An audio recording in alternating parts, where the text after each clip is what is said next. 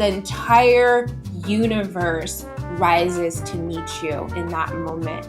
You think you can call on that just because you know some incantations you read in a sacred text or whatever? That's not how it works. There's certain things you don't get access to until you're on the level where you actually need them. Welcome to another episode of the Mark Groves Podcast. Today, I am honored to have Maryam Hasnaa. Welcome. Hey, Mark. Thanks for having me. I'm excited to be here. Well, I'm excited to break down, before we hit record, we were talking about the New Earth Mystery School. And I was saying it makes me think of Hogwarts or all that kind of stuff. And I love your conversations on relationships. I love how you talk about the energetics of relationships. But I think also bringing that to how we make our way through the world and just the language that you use for people to be able to understand what maybe is beyond the material and how that shows up in the material world. So, are you ready to kick off then? Yeah, I'm super excited to kick off. Do you hear that a lot about the New Earth Mystery School, that it sounds like Harry Potter?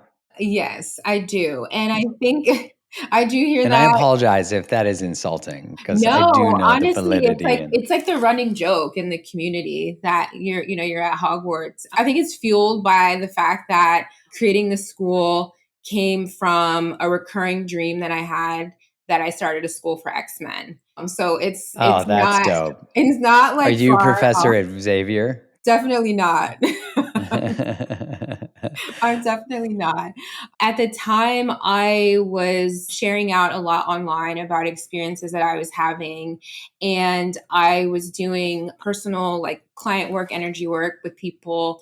And I kept having people come to me and saying, like, I have these abilities, these gifts, and I don't know what to do with them. And I don't know what they are. And I'm not quite sure, like, where to go. And because of my experience of going through a spiritual awakening and having all of these things like kind of come on overnight, seeing past lives and, channeling and all of this, it sort of came on so fast, like what I call a rude awakening.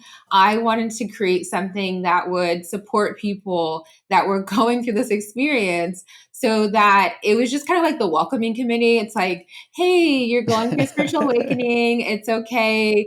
Here's some basics. Like, here's your manual. I know you didn't get the manual and you came in. There's community. Right. It's like, it's just kind of set up in that way. So it was really partially because of the vision. And also I was really frustrated with the wellness industry. And I was like, I don't want to be a part of the wellness industry. Like, this is not it.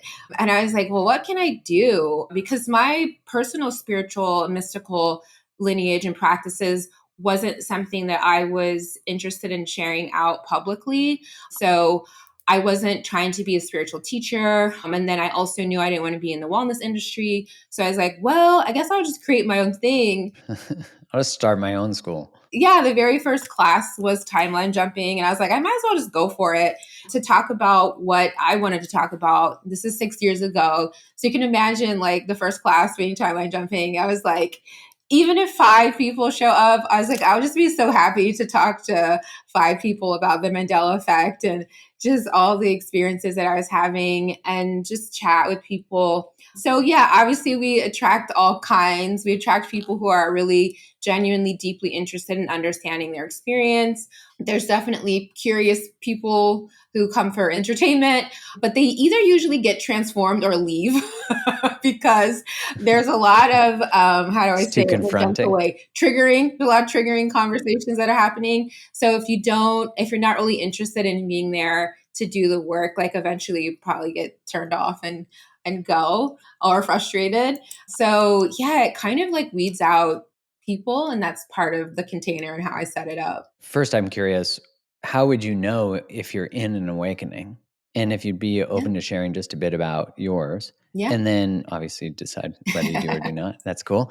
And then that seems to be a common thing of being invited to that depth, is that it is so confronting. Sure. And I would imagine saying no to it, the source of a lot of addiction, the source of, the dissonance of knowing there's deeper, more of you, of the world, and not saying yes to that. 100%.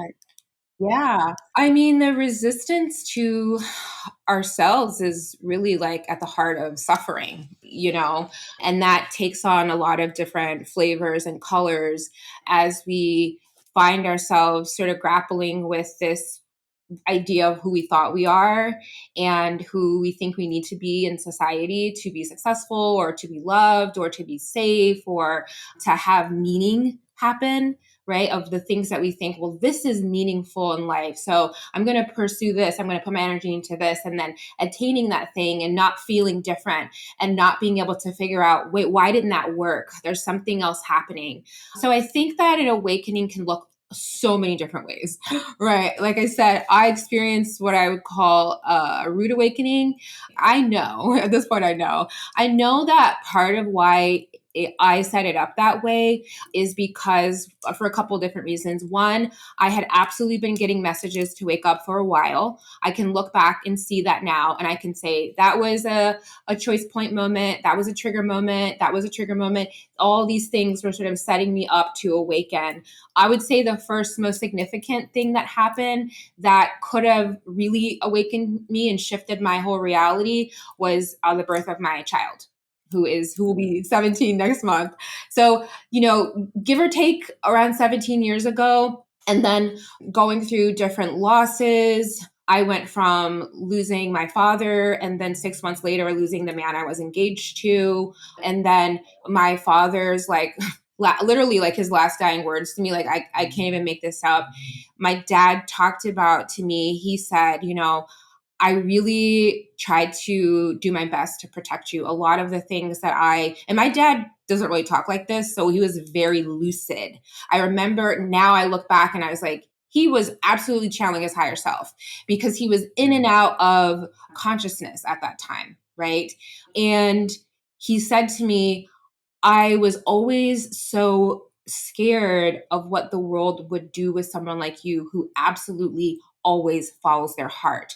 So for me to be someone that as a child, my father saw like my heart and who I was, that terrified him. He's like, "Oh no, like my little girl is going to get taken advantage of. She needs to be tougher. She needs to have thicker skin." So in his way, some of the things that he imposed on me that he thought were protective were actually really oppressive and really invalidating to who I was as a highly sensitive person. So I spent a lot of time unpacking that at some point and still am at this point. However, there were certain things that needed to happen. I don't want to say on a timeline, but there was like that clarion call for me to say, it's time to wake up. It's time to wake up. There's like, you have things to do. You have a purpose here. There's people that are going to need you. There's certain initiations you need to go through. It's time to go. So I followed a dream that I got to move to California, to a place I'd never been, that I'd never visited. I just had this knowing. I was like, this is where I'm moving. And at the time, my son was 5 years old. So I was like, I actually was in the process of leaving the East Coast when I found out I was pregnant. I had gotten rid of all of my stuff. I'd left my job, gotten rid of my apartment, and I was headed to California. So just to give you a little bit of an idea of how the soul's like plan can play out, right? Like the soul is always like, okay, there's going to be another window. There's going to be another opportunity. You are going to go to California, right? And to kind of like, it's this combination of if and then statements. If this happens, then we'll go about it this way, and if this happens, we'll go about it that way. And it's all these choice points which trigger other events, and ultimately always set up that we can pivot, and at any point we can wake up. Like that's the thing that I think is so profound, and why awakening can look so different is because at any point we can wake up. And our soul, if that is a part of our plan, and it's not everyone's plan to wake up in this lifetime. So that's the thing that's also interesting. We live in a reality where there are people who are choosing to wake up, and many of our loved ones are not choosing to wake up, or they may have written it in as a potential, right? And if it requires a certain amount of work, a certain amount of moving through your karma, of showing up for certain things that are challenging and meeting life in that moment with all of that skill and all of that resilience. And some people time out. They're like, I'm going to level out here, gonna kind of just keep it comfortable. I'm not This is really, good. and then some people devolve, right? Some people are like, actually, it would be way more comfortable for me to go a little bit more unconscious, to sort of forget about what I know. And they kind of move back into that place where they couldn't sustain the frequency. They couldn't sustain the ascension to continue going in that way. And guess what? It's all valid.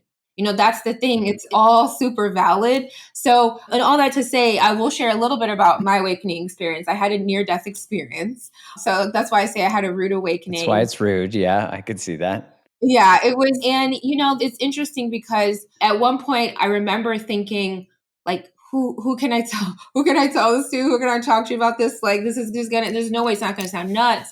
And I remember finding a book by Anita Morjani. I think it's called Dying to Be Me. And where she talks Oh, that's a about, good name. yeah, where she talks about, when you read a book and you're like, it's like that never ending story feeling like, I'm reading my book, and Yeah. you're Yeah, reading yeah. something that that you've never heard someone articulate. And it's just surreal. Like, you get just crazy goosebumps. You're like, it's just resonating like too deep. Like, it's resonating in my bones that I know this. And she talked about the choice. And I remembered that choice. And I remembered that there was no judgment about the choice. There was no like, you didn't do enough. You didn't complete your mission. You didn't, dot, dot, dot. It was really just, if you are complete, this is what this will look like. And if you choose to go back, this is what this will look like. And I guess me being the soul, the kind of spirit that I am, I was like, I'll go back, but I need certain things to happen. Like, I always joke and say, like, I said I needed a promotion and a raise. I was like, I cannot go back to the way things were, because you have to remember, at the moment that I'm deciding to come back, I'm also in complete like realization and remembrance of who I am. Yeah, so you're on the other side, like experiencing the white light. Yeah, like experiencing the all that is, like experiencing the all Yeah. that I am, and then looking at my human life and being like, what, how, what is, like, how did it go there? They're like, listen, Donald Trump's president, there's a war going on, social media is going to fuck up your psyche, or you could stay here in bliss I was like, put me back in, coach. I was like, put me back in, coach. You know, with a raise and a promotion. Yeah, exactly. no, I mean, so I had requests. I should say Yeah. demands. I had demands. I was like, this. So wait, you're like in the transition moment. Yeah, yeah, So so you're like dead, right? Like in the human realm. Okay, well, we could unpack death. Okay, we could Yeah, unpack. yeah, yeah. Okay, so you're like floating between worlds and you haven't decided to tap out yet. And then you're chilling, talking Yeah, to yeah. oneness, I guess. Is this like a first person, second person, or are you like the ether talking to the ether? It's like happening within you. It's the same way it happens when you meditate. Like, when you go deep into meditation and you When just you like, get into the yeah, you just expand out into the all that is, and you're just like, it's coming from within and without. It's just like, it's omnipresent. so while your physical body, like literal body, is Yeah. dead, Right. this is happening. This is happening. Can you actually like? Do you have a conscious memory of, or did you have a conscious memory of this goings on? I do. I See, that's do. fucking crazy. I watched the show on Netflix on near death experiences. Yeah. Shit was wild. Like the chick who broke her back and was like underwater for 30 minutes and it was crazy. And these are documented cases. You're a documented case by yourself. So, okay. Oh gosh. I mean, I'll be honest, I have so many stories like this. That's why I'm always kind of just like, it's not that it's old news to me. I'm so excited. It's not that it's old news to me. It's just that, like, for example, I just had a past life regression session recently. And of course, I was like doing magic. I was in Egypt. I was a priestess, all these things. And, the woman wanted to share it online. And I was like, it's just that some of the things that I think people are really drawn to, are really captivated by. I'm like, that's not even the gold. Oh, what's the gold then? Because I'm like, okay, so you're between worlds. You're having a conversation with all that is. Okay, uh, Oh, so you're goodness. like negotiating. So Yeah, this yeah, is yeah. I like that. You're a savage in the other world. That's totally me. Yeah, yeah. Like unapologetically, like I'm gonna be me in every realm. Yeah, exactly. So you have a talk. They're like we are like cool. You're back in. So then, do you remember consciously coming back into your body? Today's episode is brought to you by Mana. Now, look, we all know it's pretty much impossible to get everything we need nutritionally from diet alone today. And that's due to a lot of the farming practices, fertilizers, all that stuff. And even though we might have a healthy and varied diet, we still may not get all the minerals and nutrients that we need. This product, Mana, which I love, solves this problem through their all-in-one supplement that's made entirely from nature. It combines the wisdom and practice of ancient medicine with modern-day science and innovation. It combines some of the highest quality minerals, amino, fulvic, and humic acids and nutrients gathered from some of the highest and lowest points on the planet, the mountains and the sea, all to provide a comprehensive and enhanced mineral matrix. Now, the two main active ingredients in Mana are shilajit and ocean plasma.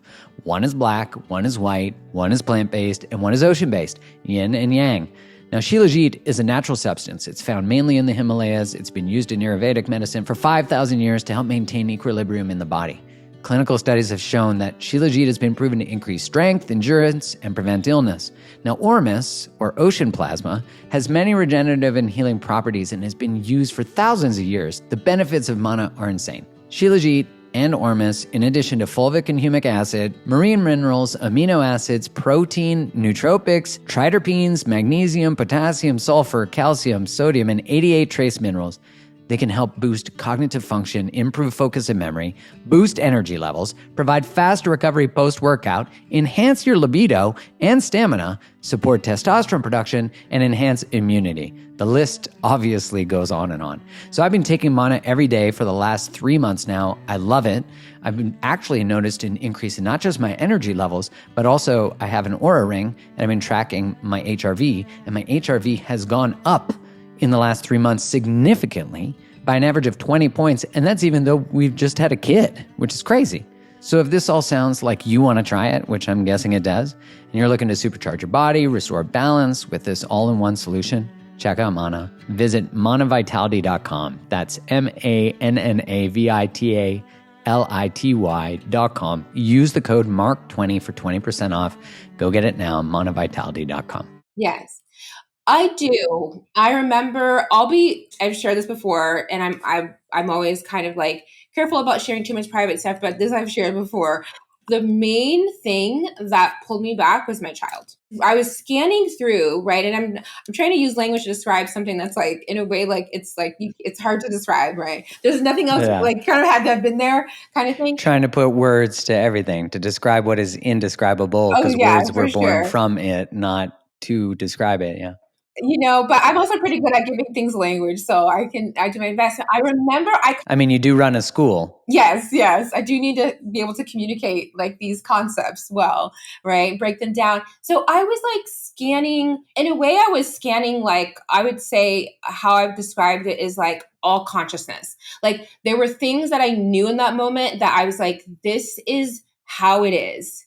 There's just a clarity that God is love and that all is peace and that there's no one to forgive. It's just a knowing. It's every fiber of your being knows it to be true. There's no question, right? And it's the deepest truth that there is, right? That we are one with all of creation.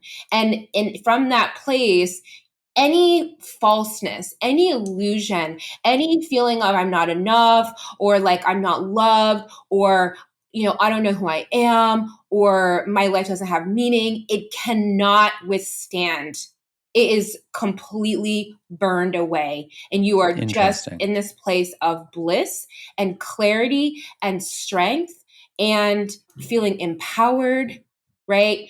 And there's no fear. You're not afraid of losing something, right? So there was no fear what drove my decision. But what I remember was scanning my life right? Maybe doing a life review, sort of scanning like what I wanted to do, the same way you would in between lifetimes, to be honest. I honestly, to me, I feel like I was reborn, and I feel that another aspect of my soul incarnated. Some people call that a walk in.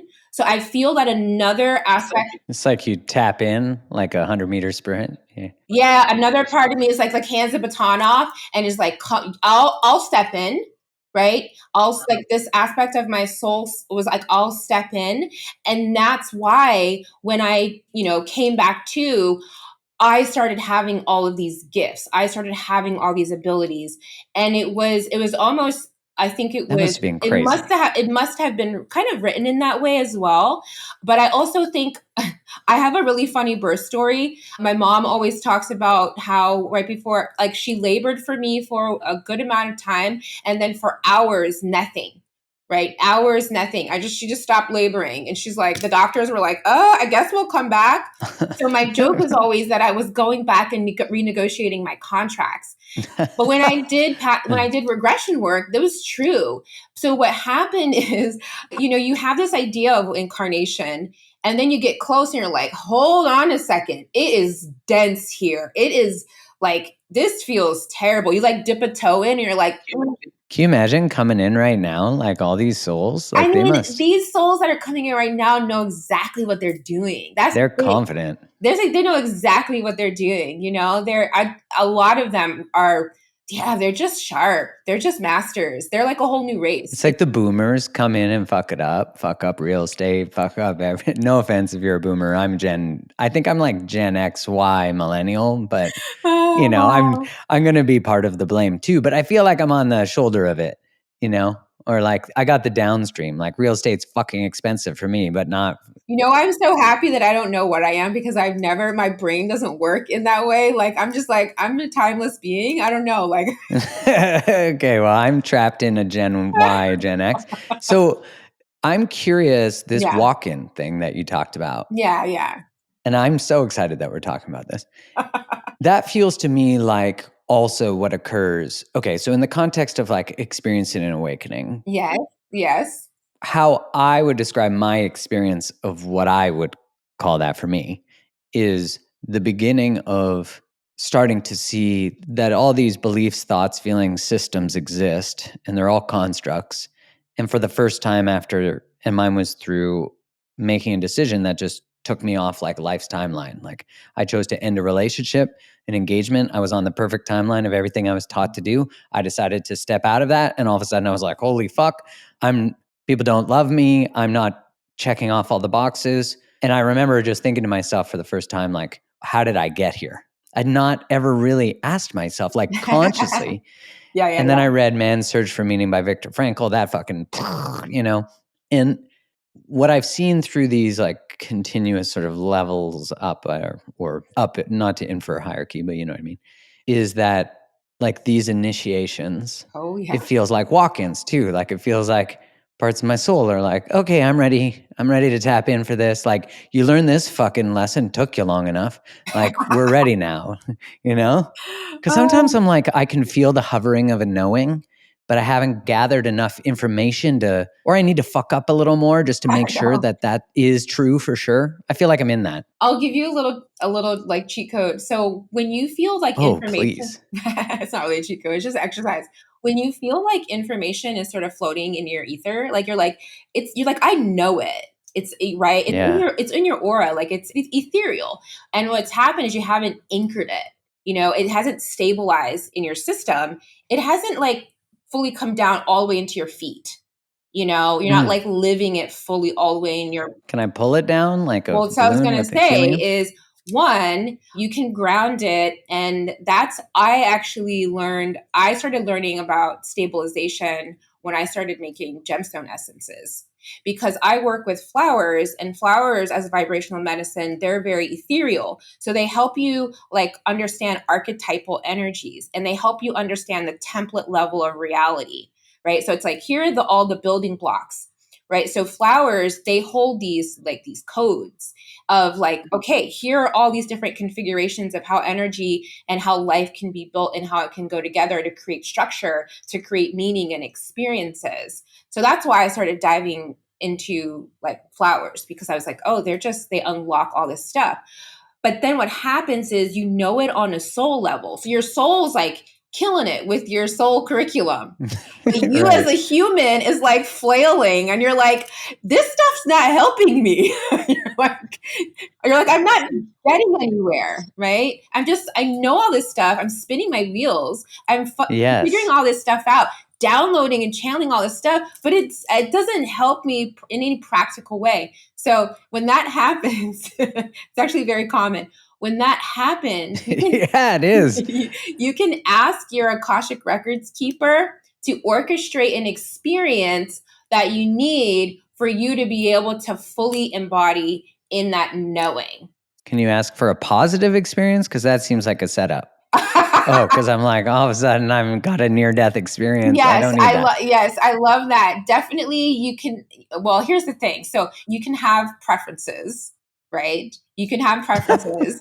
And at some point you have to like also get past this positive negative experience and Oh, yeah, everything true. being polarized that way, and say, and again, there's still language. Like, what is the highest and best? And I always say, to my comfort level or whatever is healthy and gentle, because I've done things that I don't recommend anyone doing because I'm so hardcore.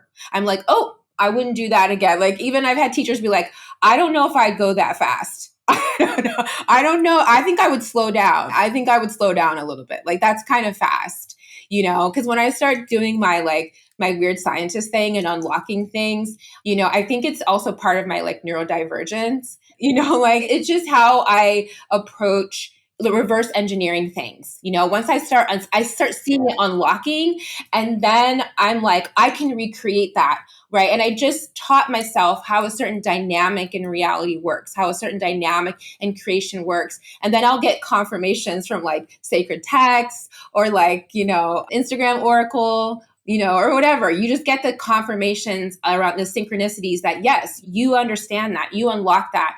And then from that place, I can teach it. So I can help people. Like, if you're like, this is where I typically get stuck, I can sort of, analyze like, oh, I see, like what's kind of getting you hooked up. I see what's the block. I see ... Here's how I would work through that. Here's how I would move through that. And it's fun to unlock things. It's fun to have like a Rubik's Cube and be like, oh, how can I do it faster the next time? So, that's part of, I think, my soul group. I think in other, space, times, and dimensions, we're definitely scientists. And I always talk about being in the lab and doing research. And I think because, I have a school and I'm on social media and I tweet and I don't think people realize like how much like really like what I love is just like being in the lab, it's just like figuring things out. And my passion isn't actually, this is a really interesting thing that I'm in the process of learning, that my passion isn't really sharing it. My passion is the doing of it. And I feel like I was given an assignment to share it, and I fully showed up for that. I fully showed up in service to that. I was like, I will give everything I have to help people. And I realize now that I sort of like backed myself into a corner, and I'm like, oh, I have a school, I have like an apprenticeship program, I have all these things that I'm like, well, people are like, well, I want to know because now you got my attention. I'm like, well, no, I want to go back in the lab. I don't want to like teach anymore. I feel like they snuck it into the small print in your renegotiation and your Absolutely. near-death experience. So, They were like, just sign here, sign here. Yeah, we agreed to all your terms. Let's go, get back in. I'm curious then, like when we talk about the journey of awakening, I think of the vehicle of relationship so oh much. yeah, 100%. Yeah, like I don't know, like based on my experience and what I witnessed with people who have relational challenges, is that I don't know that there's a faster vehicle to growth and expansion than the willingness to say yes to the lessons. And where I see people get stuck, and I'm really curious about your thoughts on this, is that I was working with someone recently who is very caught up in the idea of they're in a relationship with a great person. The person treats them great. they love them. They've explored whether they're avoidant and can they not show up to love. They're All the things. right. They've done everything but choose to leave because they don't want to disappoint people, which, I get it. This is the work, right? This is the work. And in talking to her, I said, well, that you've tried to figure out that it's anything but, and you realized it isn't, and you're still faced with the thing that you've been called since the beginning, but that's all learning. Right. The journey. But I was like, this is actually the growth is like, can you choose you in the face of disappointment of other? And my God, as a human lesson, that is so hard, but it's so liberating. Like all of a sudden, then you're like, holy shit, I love me. I don't need you to love me. Woo! It really is a freeing one. It's a big one. If you can crack that one, you got a good one. Yeah, that I think is because you're disappointing all of religious beliefs about relationships lasting, cultural beliefs, all people's fears about love ending when relationship containers end, which is not true, but it's true in our experience of what we've witnessed. So I'm curious your thoughts on this. I have so much to say. I'm like, okay. Yeah, let's get into it. So the funny thing is like, okay, I'll just say a little bit about me. Like I channel a lot. Right. So I channel on topics that I'm not even interested in. I'm like, why do I need to know that? Right. And I've channeled like a whole, like I have an apprenticeship program. It's a 12, I channeled it in one night.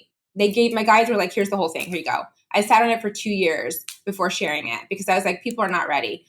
I'm absolutely sitting on a book about this. And I have taken breaks from it. It's a great book. It's a great book. I've taken breaks from writing the book and I was like, I'll come back to it. I didn't even want to teach about love in relationships in my school at all. Like my guides kept being like, please talk about this. I was like, no, I don't have the energy to weed through that. Like, that's not my path, But I'm like, I have so much to say on it. So they were like, just teach about it. So, so this year I agreed. I was like, I'll start talking about relationships. Totally fine. I'll start talking about it. Why not? What I want to say is this about everything you shared. First of all, I love this story about, was it your friend? Is it your friend? It's a person I was working with who I was like, because I've been in that situation. So I know all it's such a powerful circumstance. I love how they set it up for themselves. Like, I love that. I like that you say that, right? Oh, so yeah. By the way you say that, which I love, I just want to point out, is there's a level of responsibility of creation, which is neat. 100%. Yeah, there has to be.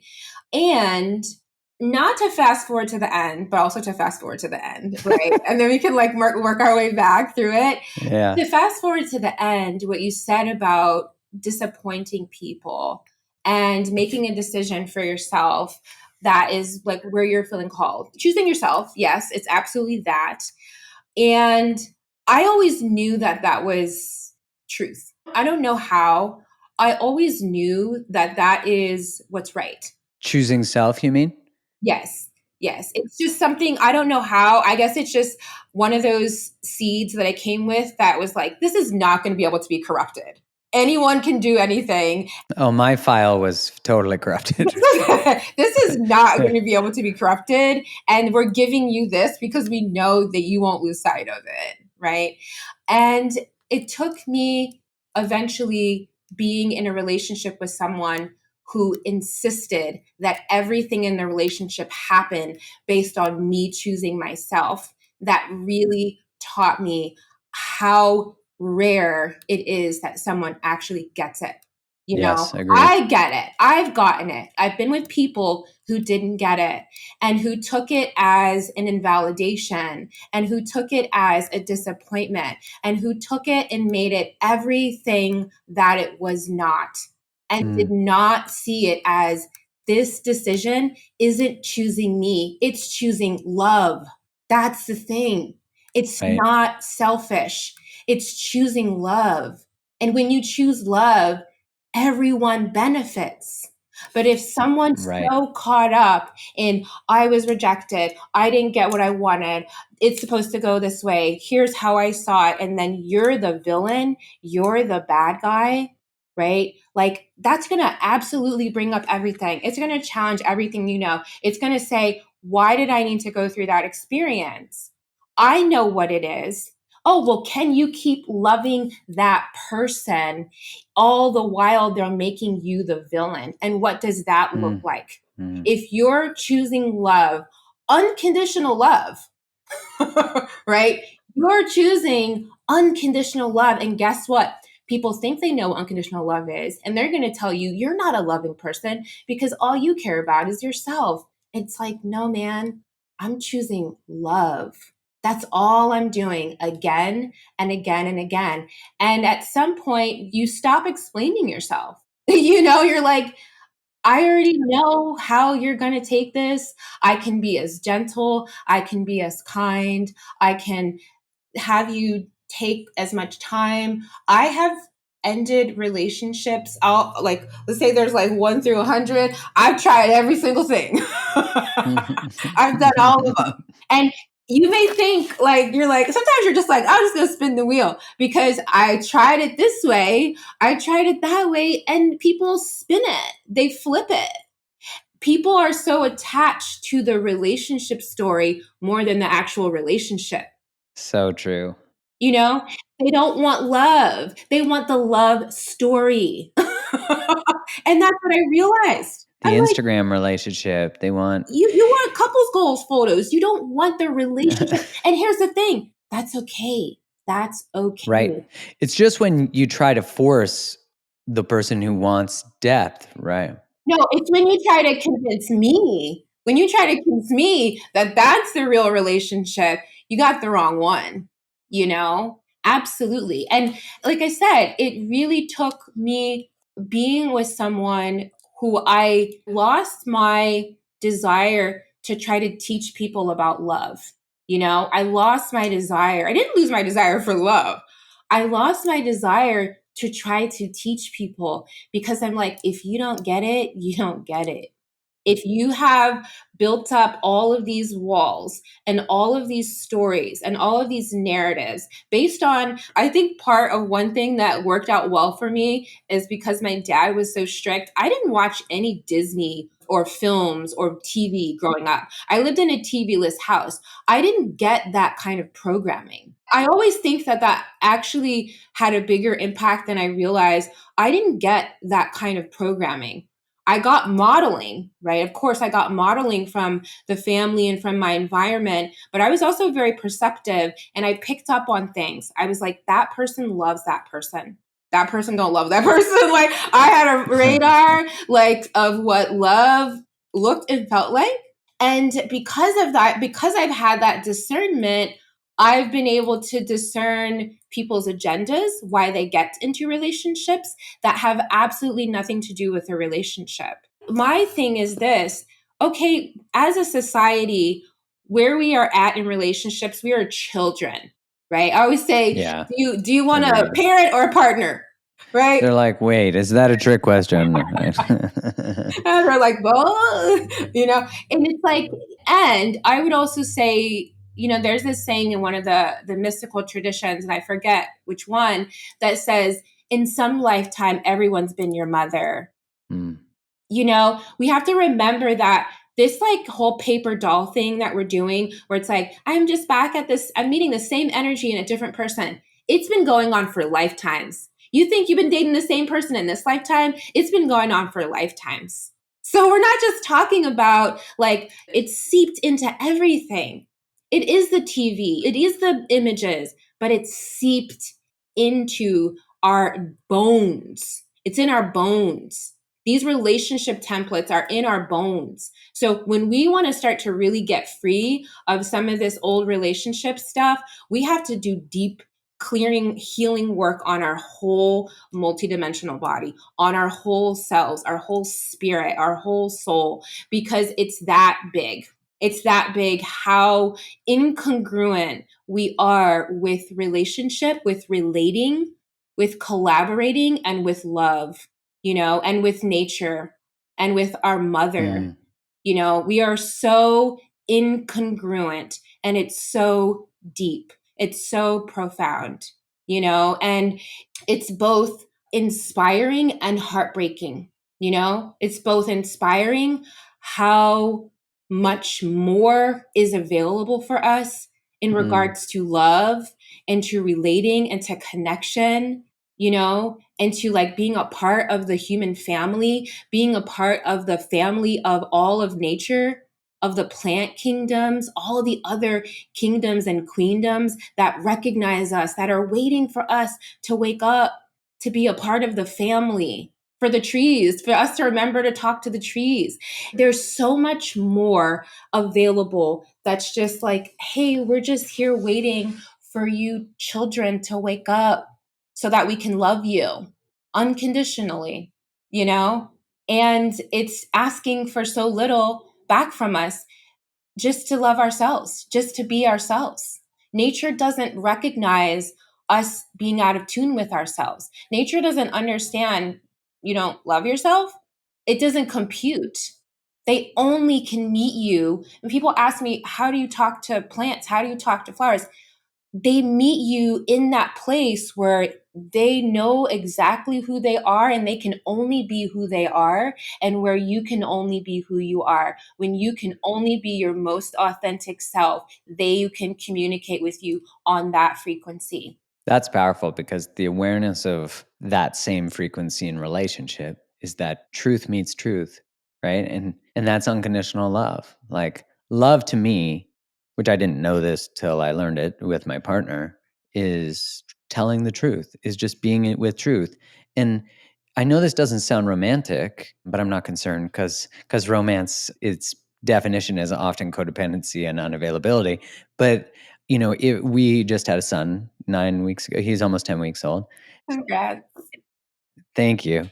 And, I can say with such love and reverence for her, I mean, witnessing her birth child was, I mean, that's a whole other level. That was fucking crazy amazing. It was just incredible. And just so much reverence for her. And, oh man, the portal, like the work they did together to come in. I mean, wow. And like I can say with just so much love for her and her journey that if at some point it is her calling to go in a different direction than me, that would be a very hard thing. I know because we have departed in our version 1.0 and then came back together with the knowing that truth was more important than anything. And I say that with just such reverence for her journey. Like, and I know she would have the same reverence for mine. How can you not?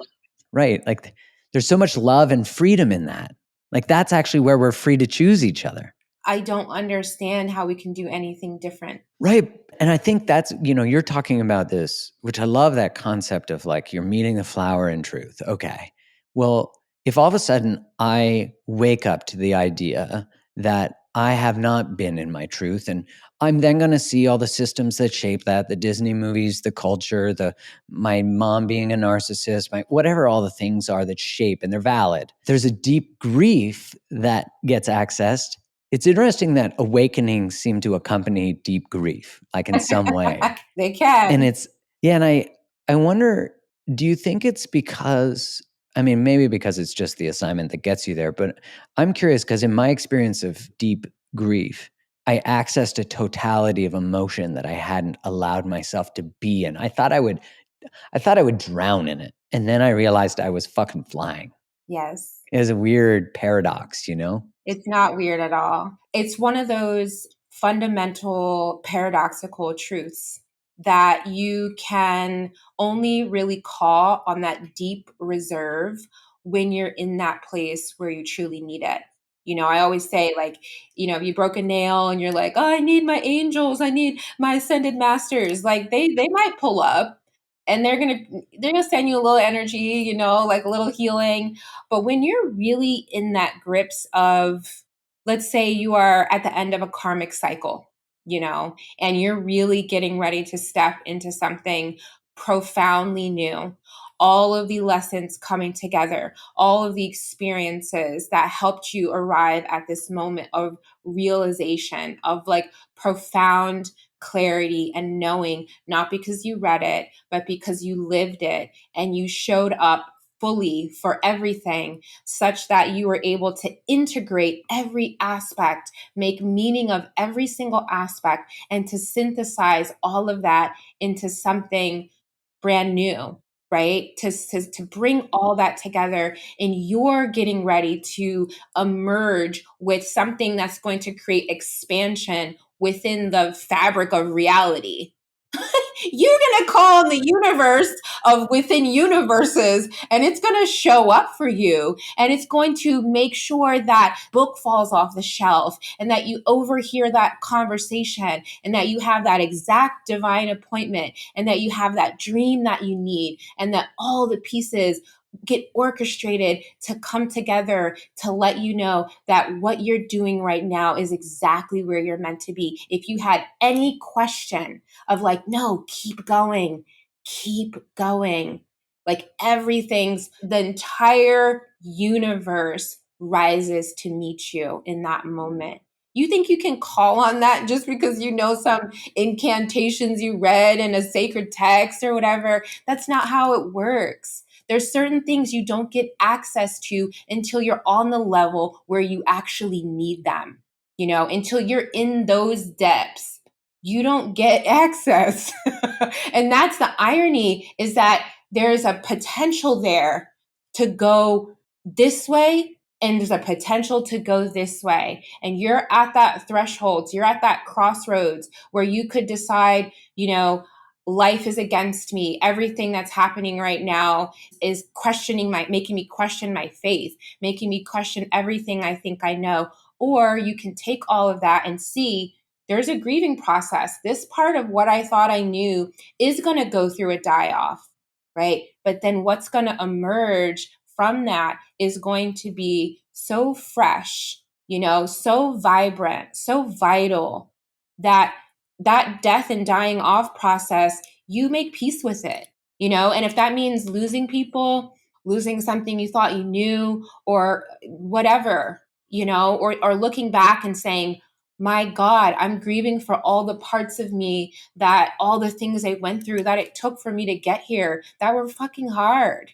And I didn't have space. I couldn't understand why I needed to go through that. The pieces didn't come together for me to make sense of that. Now I totally get it. But I guess what I didn't do? I didn't really grieve at that time because I didn't have space. I didn't have the tools, or I didn't have the capacity.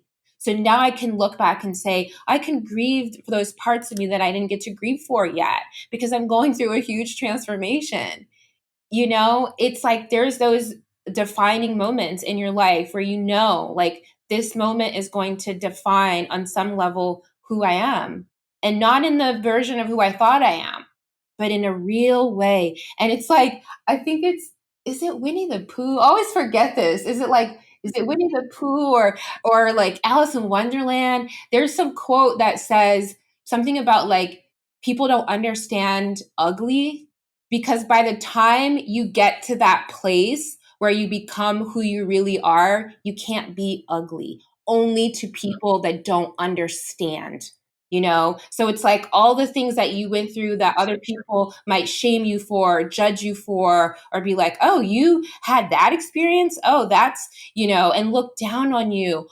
All those things that you took and you made medicine with it, and you made magic with it, where other people would have felt ashamed of themselves, that speaks to who you are as a soul. What light you can create from all the darkness that you've been through is what defines who you are. It's not the experiences that you've been through, it's what you choose to do with them.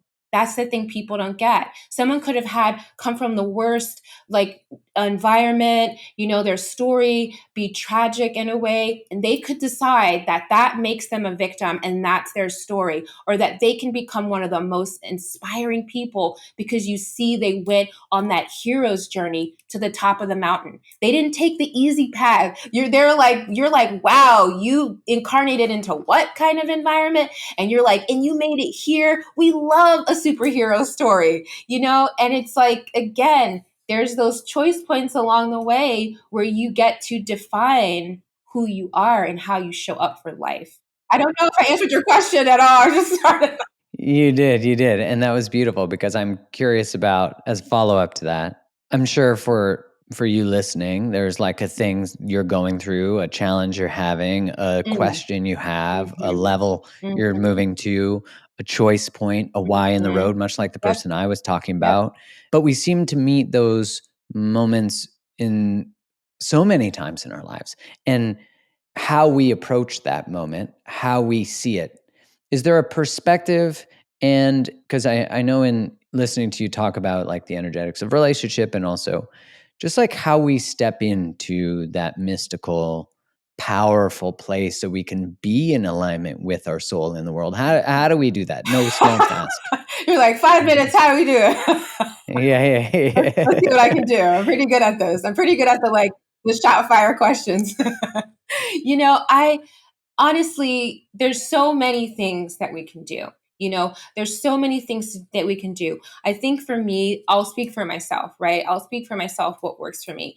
What works for me is not waiting until I'm in that moment to cultivate these skills. That's why you have a practice. That's why you have a daily practice of building that capacity, building that resilience. Also, being very clear on your strengths and your weaknesses, right? So I mentioned that I work with flower essences and I create flower essences. And when I went through my flower essence training, you pick one flower to journey with, and these flowers are different. How I experience them is that they're archetypes. Right. So you're picking a flower based on like an archetypal energy that you want to cultivate more of, or that you need support with, or that you need to attune better to, right? Whether you're like, I need boundaries, and that's like pink yarrow. I tend to merge with people. Oh, well, it's that you're pink yarrow. So I picked a flower called impatience, which is for impatience. And it's such a part of my personality to be like, come on, like the universe is up to cool things. Let's go, let's go, let's go. And when you're like that, sometimes you can skip steps, right? You have to go back. You're like, why am I back on this level? I already or like, oh, you skipped some steps. You got to go back and clean some stuff up. So, cultivating a practice, right, of these qualities, of these attributes within ourselves. And one of them is the ability to do self awareness, the ability to look and examine and say, okay, I'm starting to get a little bit too much into pitying myself, right? That quality is emerging.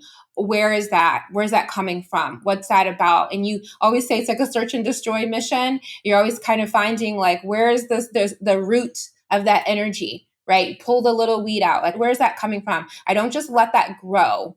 I don't just leave that there, or I keep my eye on it to say, I'm going to keep my eye on that because that could get out of hand, right? Or the tendency to like a lot of alone time. Oh, I'm going to keep my eye on that because I know that this journey it's not ultimately about only being able to be alone. Like I'm really good at that. It's like, it's community and it's connection. Don't forget that part, do that, so then you keep track, right? You keep track of kind of like what you're up to and how you're doing, and you develop yourself, not in a self-help way. I always say self-help is a myth, but in a way where you recognize that there are all of these veils, all these illusions, all these distortions that we're submerged in, and keep clearing out, right, what's really not yours, you're not really here to align with or subscribe to have those clear intentions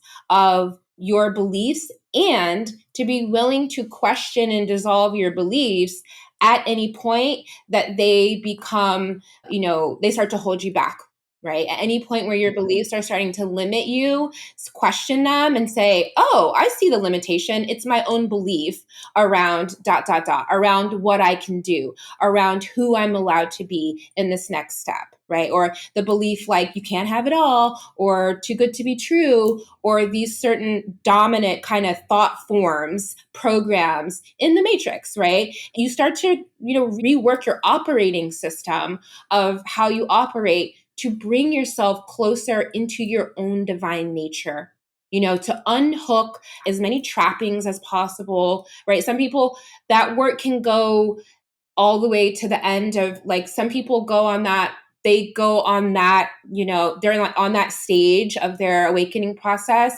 and it can go very like how to exit the matrix, conspiracy theory. I spent a lot of time down that rabbit hole, and then I was like, time to come back up and do something else. And then, thankfully, my calling to work deeply in collaboration with the earth and with energy and with healing really started to emerge and really grab and call my attention. So, I also say follow those things that excite you, follow those things that inspire you, train your intuition so that you can listen to those impulses and know the difference between when you have a sensation that's coming up, say, is that a triggered trauma response or is that intuition? And to be able to learn the difference of what the different sensations in your body feel like. So it's not just like butterflies means I'm in love and you're just like going along with that idea. It's like, did you ever actually research that? That's not what that means. It's indicative of the fight or flight. So there's a lot more kind of going on around how we give things power. And we're like, but I met him and I got butterflies and I saw 1111, so I thought he was my soulmate. It's like that math, at some point, that math is going to fall apart when you look at it. You're like, okay, well, you actually, wasn't really, you start to question, like, I'm tripping. Is it me tripping? Is the matrix tripping? Oh, it's me. When it's you, you get your shit together. You're like, it's me. That's me, like being whatever way that I already know that I am, because I already know my weaknesses. You're like, yeah, that's one of my weaknesses. And you forgive yourself. It's like I always say, don't beat yourself up, but don't let yourself off the hook either. Don't use your spirituality to like bypass and like when it's convenient, kind of flip it this way and then flip it that way. You kind of have to also laugh at your biases and say, what's funny? When someone else does that, I can't stand it. But one of my friends does it. It's totally fine. And they're just being their authentic self.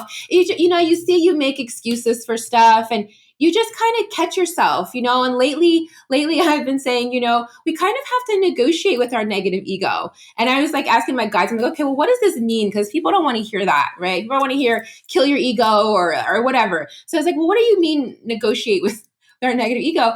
And my guides were like, okay, let's say, and this is not my thing. So they give me these examples. Sometimes I'm the example a lot, but they're like, I'm like, oh, yeah. I see what you're saying. So, but this one, they were like, okay, let's say someone is addicted to looking at celebrity gossip, right? And they're like, I have an addiction. Like when you really parse that through, it's like, I spend a lot of time doing that, okay? And they know that's like a habit that's not serving them on some level, right? They're like, this isn't feeding my soul, but it's an addiction. I'm still doing it. So there's something to it, right? So you say to yourself, your higher self, your soul self, your self that's emerging, right?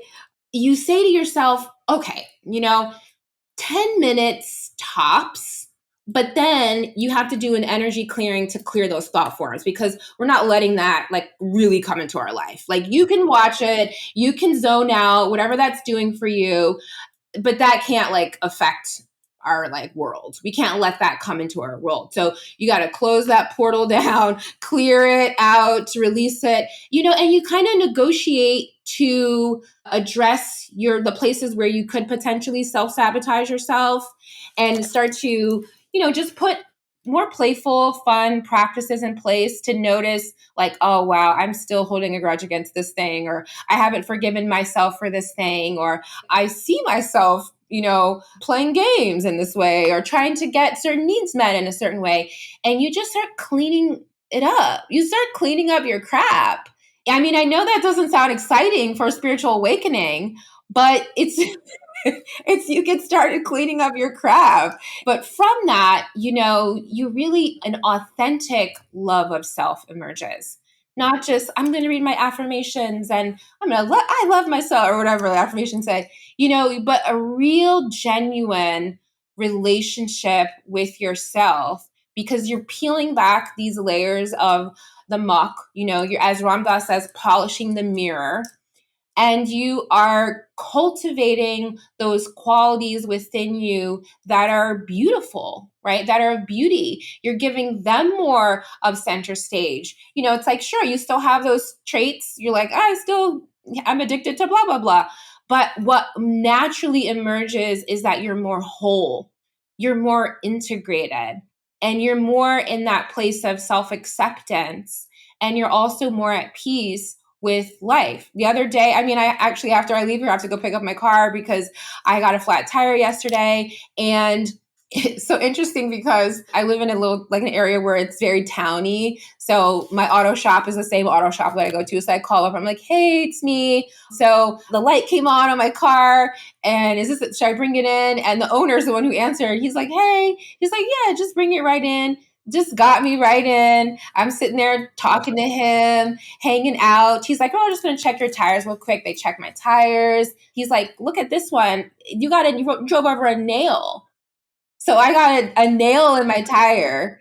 And he was like, so your tires are perfectly good, but you just got a nail. It's one of those things. It wasn't that I neglected anything. I didn't do anything wrong. It wasn't the world's out to get me. It wasn't the patriarchy is out to get me. It was just one of those things that happened. And I could sit there and be at war with myself or be at war with life and be like, this is not a good time. And this isn't this. And it's like, but the reality is I literally got right in.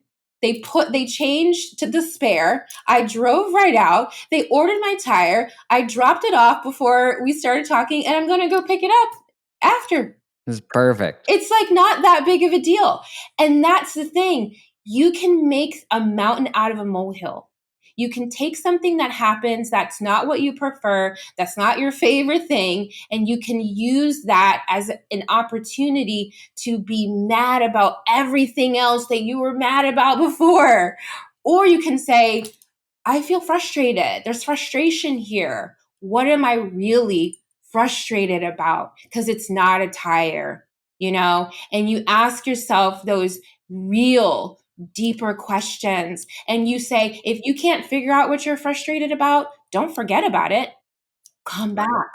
Come back to it. Don't forget about yourself. That's the main thing. Come home to yourself in a loving way as often as you can. Check in with yourself about what you're doing and why you're doing it, and have fun. Like, I don't know. That's like all I got.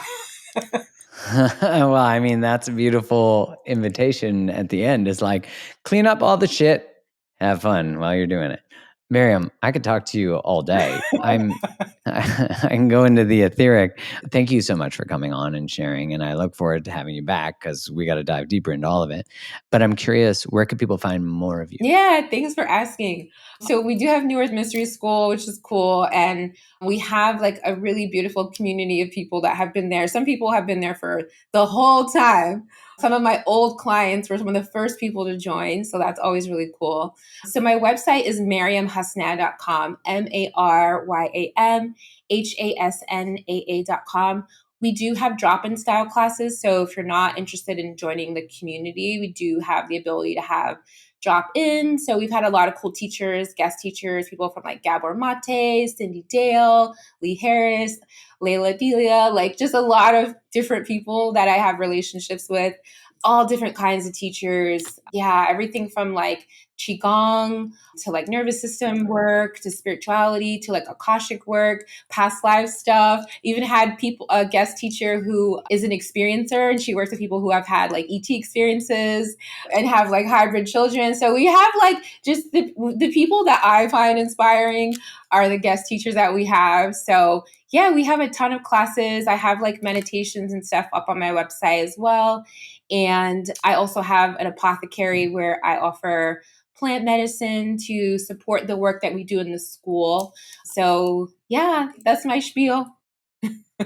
Perfect. Well, thank you so much. You're welcome. Thank you for having me. It's been wonderful.